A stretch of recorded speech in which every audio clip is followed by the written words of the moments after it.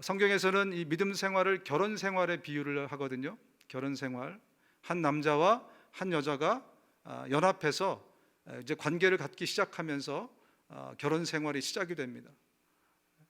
이제 이 다른 성별의 사람이 같이 합쳐져서 한 공동체를 이루면서 관계를 이루고 살아가는데, 그 관계가 발전되지 않으면 어떻게 되죠? 우리가 다 경험해 봤잖아요. 그죠? 우리가 다 경험해 봤는데 그 관계가 계속해서 깊어지지 않으면 그 상태 그대로 머물러 있으면 좋은데 결단코 그렇게 되지 않는다는 거예요. 믿음 생활도 마찬가지입니다. 믿음 생활은 관계이기 때문에 하나님과 우리가 이제 다시 예수 그리스도를 통해서 관계가 이어져서 다시 관계가 시작이 됐습니다. 그런데 그 관계가 멈춰서 그대로 가만히 있으면 좋을 텐데, 이 관계 역시 발전되고 깊어지고 친밀감이 더해지지 않으면 반드시 문제가 생긴다는 것이죠. 오늘 성령께서는 이 본문을 통해서 두 명의 사람들을 등장시킵니다. 한 사람은 믿음 생활을 그야말로 성실하게 잘하는 그런 바나바라는 사람을 등장시키고요, 다른 한쪽에서는 바로 뒤이어서 종교 생활을 열심히 하는, 겉으로 볼 때는 행위가 굉장히 비슷합니다. 그러나 한 사람은 신실한 믿음 생활자고 한 사람은 종교 생활을 열심히 하는 아나니아라는 사람을 등장시킵니다. 이 두 사람을 등장시킨 이유가 무엇이겠습니까? 저와 여러분들이 이분들의 삶을 보면서 나는 지금 신앙생활을 잘하고 있는가, 제대로 된 믿음 생활을 잘하고 있는가를 성령께서는 체크해 보기를 원하신다는 것입니다. 우리 함께 본문으로 좀 돌아가 보겠습니다.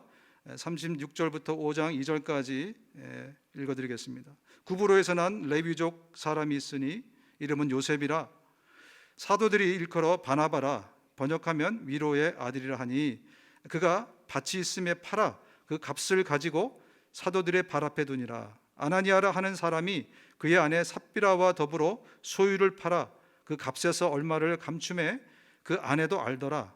얼마만 가져다가 사도들의 발 앞에 두니. 오늘 본문에 첫 번째 나오는 사람의 이름은 요셉입니다. 그런데 이 요셉보다 우리는 바나바라는 이름으로 더 잘 알려져 있어요. 성경 퀴즈에서 물어보면 바나바의 본명이 뭐냐? 그러면 사람들이 헷갈려요.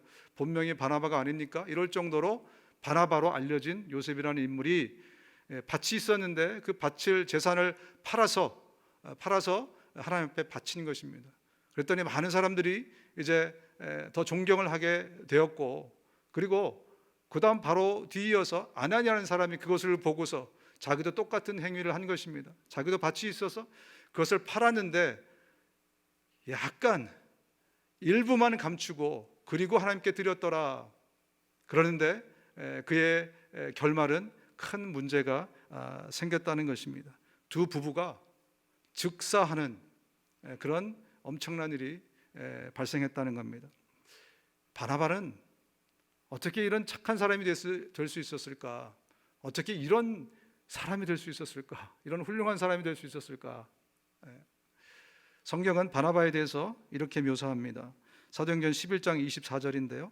바나바는 착한 사람이요 성령과 믿음이 충만한 자라, 이에 큰 무리가 죽게 더하더라. 성경이 묘사하는 이 바나바의 모습을 보니까 그는 성령 충만한 사람이었어요.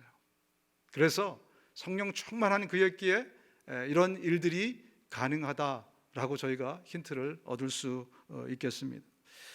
그런데 성령께서는 바로 이 바나바의 삶에 누구를 바로 대비를 시키냐면 아나니아라는 사람의 그 인물을 대비시킵니다. 이 아나니아도 밭을 팔았습니다. 똑같이. 그리고 말씀드린 것처럼 아주 일부를 떼고 그리고 하나님 앞에 드리는 것입니다. 그런데 바나바의 삶의 결과는 처참했습니다. 참혹했습니다. 칭찬은커녕 바로 저주를 받아서 그것도 두 부부가 그날 동시에 즉사했습니다. 이유가 무엇이었을까? 도대체 이유가 무엇인가? 여러분, 성경은 아나니아가 왜 저주를 받았는지 그 이유에 대한 힌트를 오늘 본문에 주고 있습니다. 3절에 있습니다. 베드로가 이르되 아나니아야, 어찌하여 사탄이 네 마음에 가득하여 네가 성령을 속이고 땅값 얼마를 감추었느냐? 원어를 보면 사탄이 마음에 충만했다 이렇게 나와 있습니다. 지금 사탄이 마음에 가득했다라고 하는데, 이 가득했다라는 단어는 원어를 보면 플레일레이스라는 단어입니다. 플레일레이스. 이게 사탄이 가득했다, 여기도 쓰였지만 어디도 쓰였냐면요, 성령에 충만했다, 여기도 동일하게 쓰였습니다. 다시 말씀드리면 똑같이 플레일레이스에 있는데, 바나바는 성령으로 플레일레이스, 성령으로 충만했고, 또 아나니아는 뭘로요? 사탄으로 그 마음이 플레일레이스했다. 여러분, 영적인 세계는 우리의 현실의 세계입니다. 아니, 지금 죽어 있는 사람들에게는 의미가 없을지 모르지만 이 세계는 존재합니다.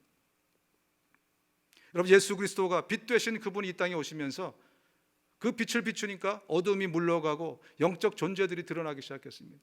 여러분, 말라기까지, 창세기부터 말라기까지 읽어보시면 영적 존재에 대해서 굉장히 가려져 있다는 느낌을 여러분 받으실 겁니다. 귀신이 있다? 이런 것은 잘 여러분들이 못 찾아내요. 창세기부터 말라기까지는. 그런데 빛 대신 예수 그리스도가 오시자마자 어떤 일이 벌어집니까? 회당에 갔는데 더러운 귀신이 드러나는 거예요. 더러운 귀신들이 드러납니다. 그 전에 없었던 이 영적 존재들이 드러나기 시작해요. 그렇습니다, 여러분. 예수 그리스도가 이 땅에 오시면서 가리워졌던 영적인 세계가 이제 환히 빛을 비추게 된 거예요. 그래서 우리는 이제는 이 물질의 세계만 살아갈 것이 아니라 동시에 영적인 세계를 똑같이 충실하게 그렇게 살아가야 된다는 것입니다. 여러분, 영적 전쟁의 비결은 하나님과의 친밀함에 있습니다. 따라 하시겠습니다. 영적 전쟁의 비결은 하나님과의 친밀함이다. 그렇다면 어떻게 우리가 하나님과 친밀도를 높일 수 있을까? 저는 여러분들에게 이 말씀을 드리고 싶습니다. 몇 주 전에 언급한 거지만 코람데오 하십시오. 따라 하시겠습니다. 코람데오. 이것은 라틴어입니다. 이것은 하나님의 눈앞에 선다는 얘기예요. 하나님의 면전에 서다. 우리가 날마다 순간마다 하나님의 면전에서 서가는 것입니다. 그 앞에서 살아가는 거예요. 그것을 코람데오라고 부릅니다. 성경에는 다른 표현 방식으로 코람데오를 많이 이야기합니다. 요한복음 15장에 보면 나는 포도나무에 너는 가지라 그가 내 안에 내가 그 안에 거하면 사람이 열매를 많이 맺나니 나를 떠나서는 너희가 아무것도 할 수 없음이라. 뿐만 아니라 오직 예수 그리스도로 옷 입고 정욕을 위하여 육신의 일을 도모하지 말라. 옷을 입으면 우리가 옷 안에 들어가잖아요, 그죠? 주님 안에 거하는 바로 그 얘기를 똑같이 표현하는 겁니다. 코람데오를 하나님의 눈앞에 늘 서는, 하나님의 면전에 늘 서서 살아가는 바로 그것을 말씀하고 있어요. 오늘 본문을 다시 돌아가 보면요, 베드로가 묻습니다. 아나니아에게 그 땅은 팔리기도 전에 그대의 것이 아니었어. 또 팔린 뒤에도 그대 마음대로 할 수 있었던 것이 아니었어. 그런데 어찌하여 이런 일을 할 마음을 먹었어? 왜? 누가 시키지도 않았는데 땅을 팔아가지고, 그것도 다 드리지 않고 숨겨가지고 이런 행위를 했느냐? 그 동기를, 모티베이션을 묻고 있는 거예요. 그 중심을 묻고 있는 거죠. 여러분, 왜 이 아나니아가 그런 행동을 했을까요? 그는 코람데오 하지 않았기 때문에 그래요.